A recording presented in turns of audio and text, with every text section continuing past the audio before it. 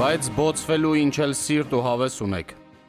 Թուրքը ռեալ վտանգ է ներկայացնում մեր երկրի սահմաններից ներս։ Թուրքը եկել նստել է մեր գյուղերի գլխին, մարդիկ իրենց տներից դուրս են եկել եւ չգիտեն ինչ է լինելու, բայց որոշ մարդիկ անդարդ բոցվում են։ Այս կենաց մահու թեման շեղում։ Ուշքի եկեք վերջապես, հասկացեք, թե ինչ լուրջ է ամեն ինչ։ Վերին շորժայի սահմանային հատված չկա, խմբագրեք ձեր հաղորդագրությունը։ Կա վերին շորժայի ուղղությամբ Հայաստանի Հանրապետության սուվերեն տարածք ներխուժած զինված խմբավորում։ Զոհ ունենք, թուրքն առաջ է եկել, տնավորվել եւ մեր ուղղությամբ էլ կրակ է վարում։ Ադրբեջանը փորձում է ճնշել, որպեսզի ստորագրի ինչ-որ փաստաթուղթ, ինչ է ուզում կամ ինչ են ուզում։ Սա գիտեք ինչի արդյունք է։ Ամեն ձև հերքելու քաղաքականության արդյունքն է։ Երբ թույլ չեք տալիս, որպեսզի խնդրի մասին բարձրաձայնվի, հավուր պատշաճի, բարձրաձայնողներին պիտակավորում եք, հարձակվում ամեն կողմից, վիրավորում, որպեսզի ձայնը կտրի։ Սա արդյունք է իրավիճակին մատների արանքով նայելուն,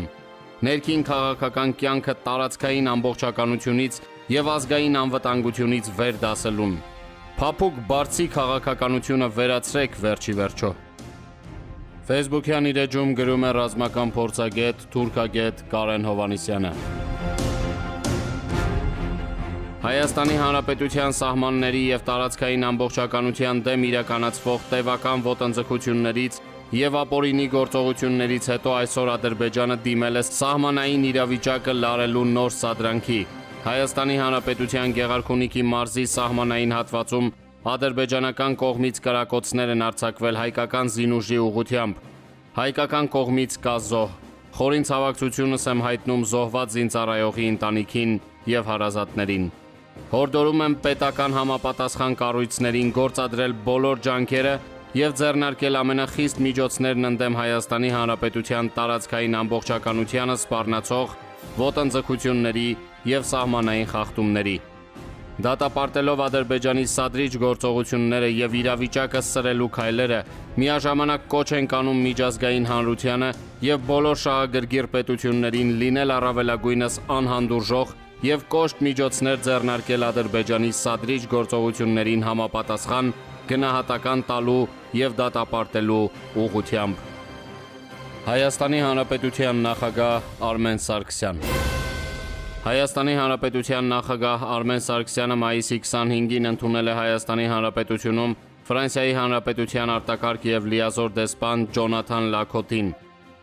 Ինչպես տեղեկացրին Հայաստանի Հանրապետության նախագահի աշխատակազմի հասարակայնության հետ կապերի վարչությունից, նախագահ Սարգսյանն ու Ֆրանսիայի դեսպանն անդրադարձել են Հայաստանի սահմանային իրավիճակին, Ադրբեջանի կողմից Հայաստանի տարածքային ամբողջականության հանդեպ կատարվող ոտնձգություններին, ինչպես նաև Ադրբեջանում պահվող հայ ռազմագերիների եւ քաղաքացիական անձանց շուտապույտ վերադարձի խնդրին։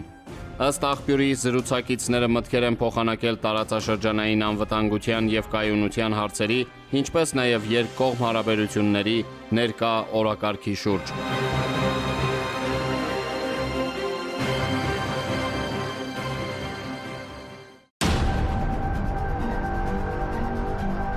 Ֆակտոր TV-ի հյուրը ազգային ժողովրդավարական բևեռի անդամ դիվանագետ Արա Պապյանն է։ Պարոն Պապյան, Հայաստանին առաջարկվում է մտնել սահմանազատման պրոցեսի մեջ, երբ մեր տարածք Ադրբեջանը զինուժ է մտցրել։ Ռուսաստանը, որ երկկողմ եւ միջազգային պայմանագրերով պարտավորություն ունի Հայաստանին պաշտպանելու, ադրբեջանցիներին հեռացնելու, չի կատարում այդ պարտավորությունները։ Սա նշանակում է, որ Հայաստանի նկատմամբ ուժի կիրառման սպառնալիք կա եւ համաձայն միջազգային պայմանագրերի մասին Վիեննայի կոնվենցիայի նման պարագաներում առ-ոչինչ կարող է ճանաչվել փաստաթուղթը։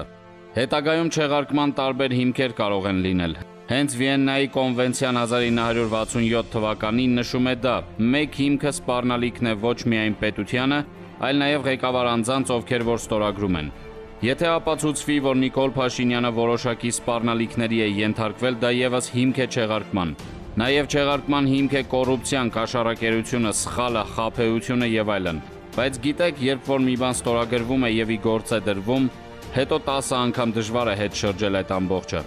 Մոսկվայի պայմանագիրը բոլորը գիտեն, ցանկացած մասնագետ կասի ձեզ, որ դա անօրինական փաստաթուղթ է, կնքվել է անօրինական շարժումների միջև, բայց տեսեք, անցել է 100 տարի եւ դա չի չեղարկվում։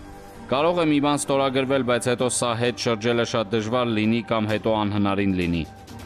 Փաստեցիք, որ ադրբեջանական զորքերի անօրինական կերպով Հայաստանում գտնվելը հիմք է դա սպառնալիք համարելու եւ այդ պայմաններում ստորագրված փաստաթուղթը առ ոչինչ ճանաչելու։ Իսկ կա նաեւ այլ պատճառ դրա համար։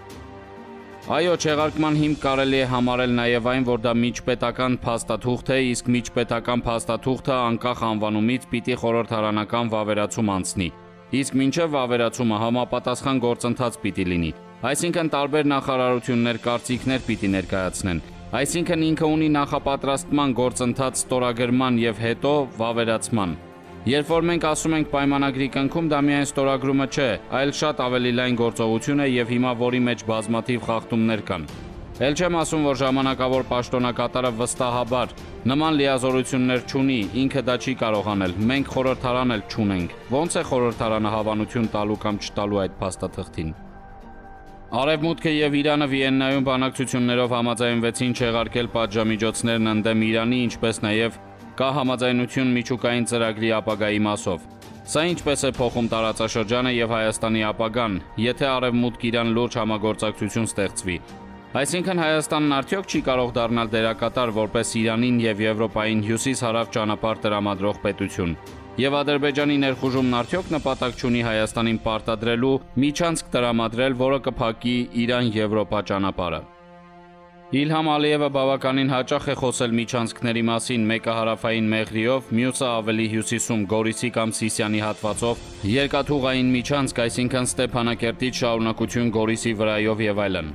Իհարկե մեծ ցանկություն ունի եւ Ռուսաստանն էլ այդտեղ մասնակցություն ունի Ռուսաստան-Ադրբեջան-Հայաստան-Նախիջևան-Թուրքիա գիծն ունենալ, հատկապես երկաթուղային կապի միջոցով։